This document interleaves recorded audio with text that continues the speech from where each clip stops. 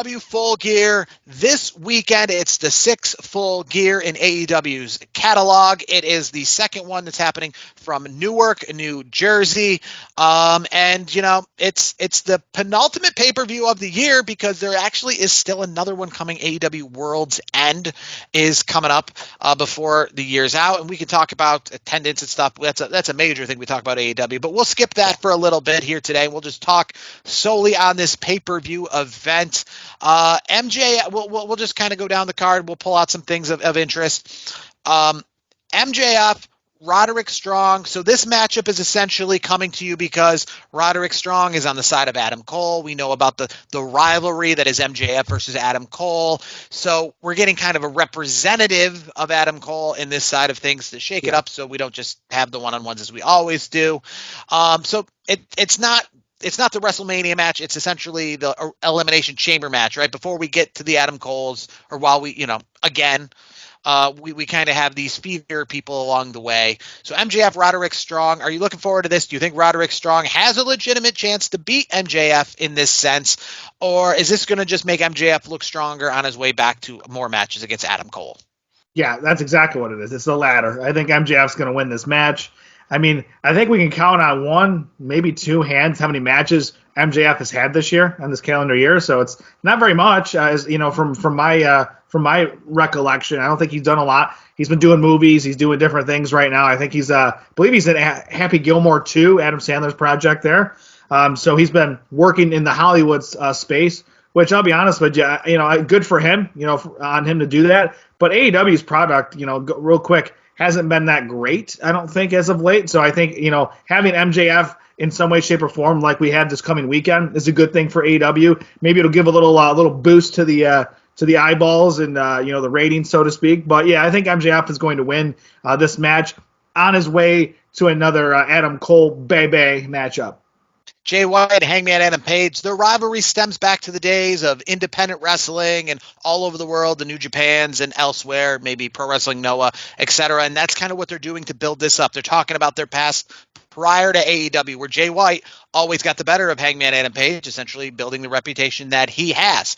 In the AEW ring, though, I think Hangman Adam Page has been the better guy in general since Jay White has been there. Hangman Adam Page is a former world champion in AEW. So now their paths collide here. Who you expect to come out on top of this? Honestly, I think Hangman's going to win this one as well. I think Hangman's been doing a lot of great work this year. Obviously, we had the whole Swerve Strickland thing not too far, back in our memories. So that was obviously a really good story, back and forth there. And obviously, you just teed it up. Hangman Page and Jay White, they've had their issues for a long time, so it's going to be a good match. I saw the preview for it, the build up, that November Rain AEW promotion. It was, what, I got to tell you, that was the best hype I've seen at AEW in a long time. That was better than what they've been putting out on the TV side. So maybe more of that would be good. And it sounds like Tony Khan bought the rights to Guns N' Roses November Rain from all reports out there. So, I'm looking forward to this. Well, he did use it, right? So he must have some sort of rights to be able to use it. And, yeah, I did think that kind of puts, it's kind of like a recap, right? You want to know why you should care about these matches. You want to know kind of the history leading up to these things. You may not be a weekly viewer.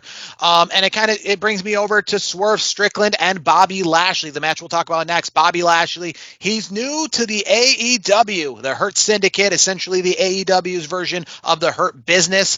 MVP's a part of that. Shelton Benjamin a part of that. So it's the same deal. And a part of the Hurt Syndicate is, as it was in the Hurt Business, recruiting people to come over. And Swerve Strickland, being of African-American descent, being somebody who's taken AEW by storm, that seems to be a group that would want, his them, to be a part of Hurt Syndicate over there. So Swerve Strickland, though, not necessarily wants to be a part of Hurt Syndicate. He wants to, kind of do his own thing. He's a former AEW world champion this year alone, right? So Bobby Lashley coming in here, his first, I want to say this is his first match in AEW. I'm not 100% sure. He hasn't been there more than a month, right? He's been there only since Wrestle Dream. Taking on Swerve Strickland. So it's Hurt Syndicate, right? Kind of mad that Swerve turned down their invitation reputation. So now it's time to show him why Hurt Syndicate, it's a gang. You better be on our side versus against us. Do you think Swerve Exactly. Strickland gets the best of Hurt Syndicate, or do they just show Swerve why it's best to be part of a group? Yeah, I think that's exactly it. I think you're not bringing in Bobby Lashley to lose a match right now. He just came in. They're trying to build up the Hurt Syndicate like we didn't get to see fully in WWE as the Hurt Business. So I think at this point it's going to be a good way to get the Hurt Syndicate some extra kick, because you're going to have Bobby Lashley beat somebody like a Swerve Strickland, which is one of the best wrestlers, one of the most popular, most over wrestler in AEW right now. So to have Bobby Lashley win, that's going to make Hurt Syndicate just better, and the business is going to be better for them. We're going to move on to Will Ospreay, Kyle Fletcher. This is not necessarily a rivalry, but Kyle Fletcher and Will Ospreay have a lot of ties together. Their times together in New Japan, their times together traveling the world. He's another, I guess, I know Australia is different, but another UK talent that has a lot of the same arsenal that Will Ospreay does. Part of this rivalry has essentially been Will Ospreay versus a different Will Ospreay in that sense. And, who is really the better person at that technicality of wrestling, right? Yeah. Kyle Fletcher is essentially just saying, I want to take your spot here. I want to be, when people think of you, I want them to think of me, right? I don't want them to think that I'm a copycat of you. Do we see Kyle Fletcher getting to make a name for himself against Will Ospreay, or does Will Ospreay show that he is one of one? Yeah, Will Ospreay is one of one. I think it's going to be a great match because it's a personal thing. Like they cut a promo recently where they went real deep on the personal side, where the family knows like Will Ospreay's kid knows Kyle Fletcher obviously very well. Like Kyle Fletcher's been in his house, things like that. So when you bring in the personal dynamic between two really good and talented wrestlers, it's going to be that match might be the match of the night, to be honest. And I think Will Ospreay will pull it out. Anything Will Ospreay in has the potential to be the match tonight, in my eyes, right? I think he's one of the best in the world here. Yeah. Talk about the tag team titles real quick, not necessarily a storyline in general, but the Private Party, Outrunners, Kings of Black Throne, and recently added to this match, the Acclaimed. The Acclaimed, nobody doesn't like them, right? They're probably the most popular thing in AEW, I think. I just recently went to a show where they were clearly the main thing to see there. Yeah. Yes, very over. They become tag team champions, or as Private Party keep doing their thing, essentially the Street Profits, if you will, of AEW.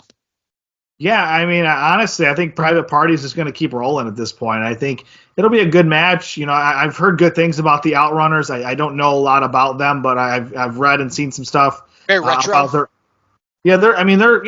pretty. They seem pretty good, and obviously Kings of the Black Throne. They're obviously going to be game for this match, and obviously you mentioned the Acclaimed. It's going to be a good match, but I do think Private Party finds a way to win.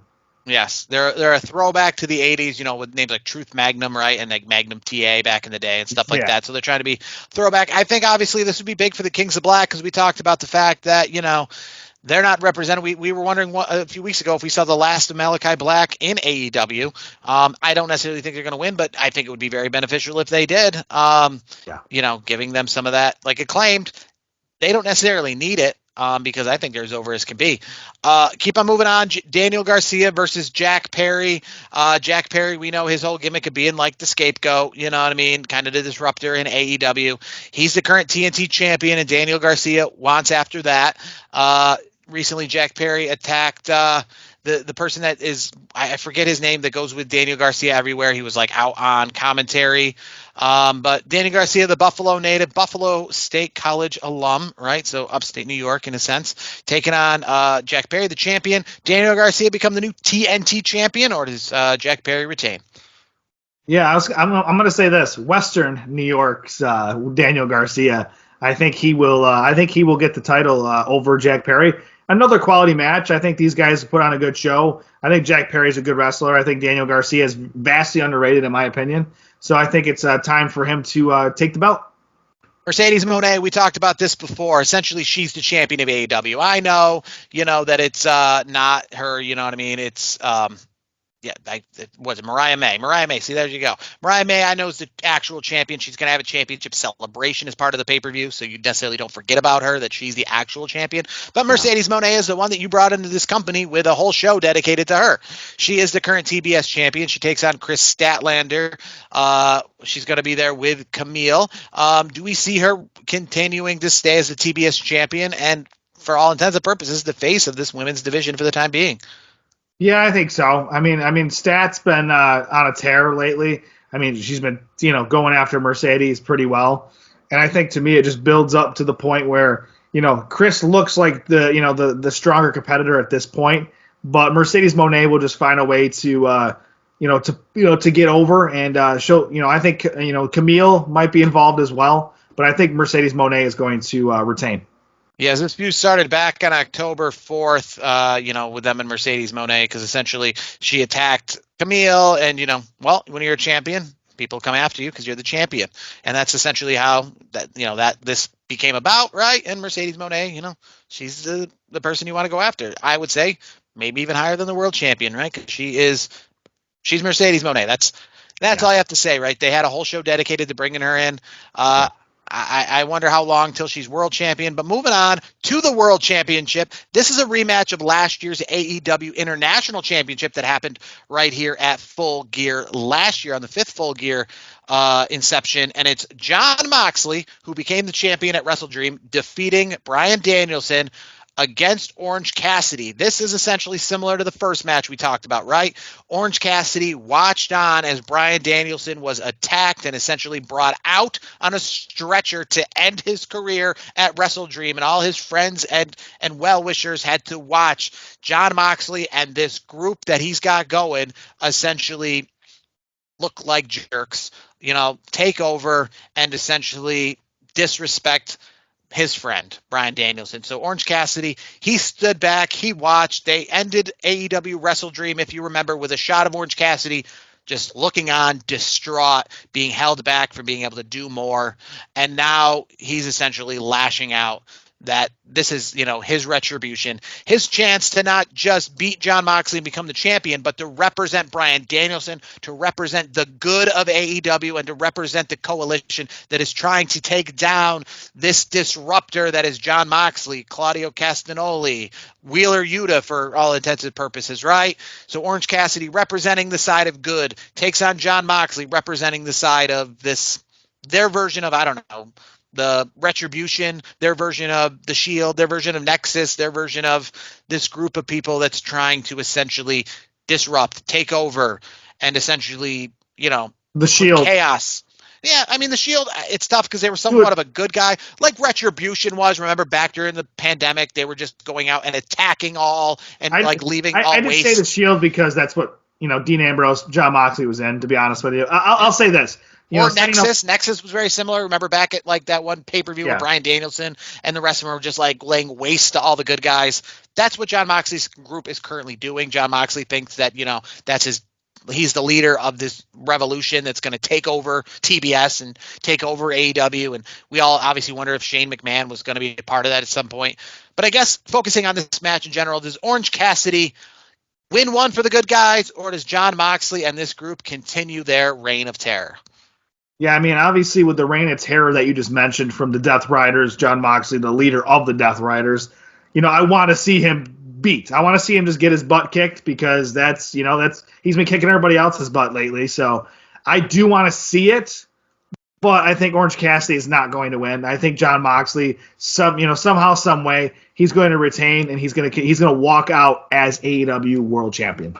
All right, this event is happening at the Prudential Center in Newark, New Jersey. Expected crowd of around 9,000. AEW has some plans going forward. Obviously, big pay-per-views going forward. They just announced the tickets are on sale for their Texas Rangers ballpark event next year. They're going to be in Australia for Grand Slam. Don't know why they need to reuse that name when it's already synonymous with the Dynamite show that they have here.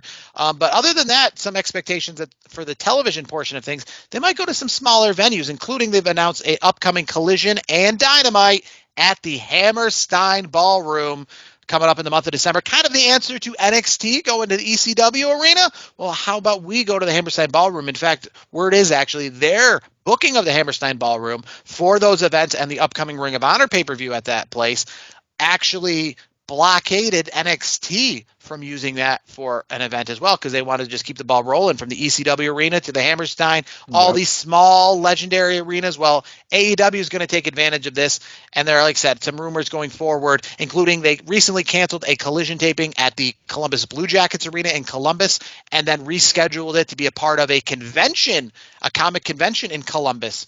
So as we've talked about many times before, AEW thinking outside the box, saying, these crowd things are kind of getting on us. Let's be niche. Let's go to some small venues. Let's go to some comic book conventions.